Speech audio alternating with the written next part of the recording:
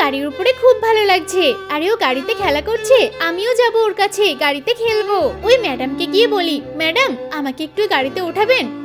এত দামি গাড়িতে তুই উঠবি? তোর কোনো যোগ্যতা আছে? যা এখান থেকে। আন্টিটা আমাকে অপমান করে তাড়িয়ে দিল। বাবা তুমি ওইরকম একটা বড় গাড়ি কবে কিনবে? আমি ওইভাবে উঁচু গাড়িতে উঠতে চাই। তুই উঁচু জায়গায় উঠবি? তাহলে চল আমার সাথে। গাড়ির কি প্রয়োজন? এই যে আমাদের ধানের বোঝা আছে না, এখানটাতে লাফা, দেখ কত ভালো লাগবে। মা দেখো না, আমিও ওখানে খেলা করব। কি মজা হচ্ছে বাবা, তুমি তো খুব ভালো বুদ্ধি দিয়েছো।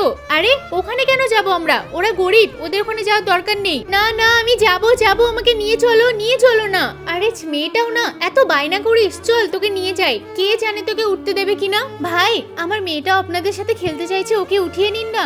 এই বাবু কি করব বল না। বাবা উঠিয়ে নাও, আমরা তো ওদের মতো না, আমরা মানুষ, আমরা সবাইকে ভালোবাসি। তাহলে মনে চলে এসো, ইয়ে কত মজা হচ্ছে।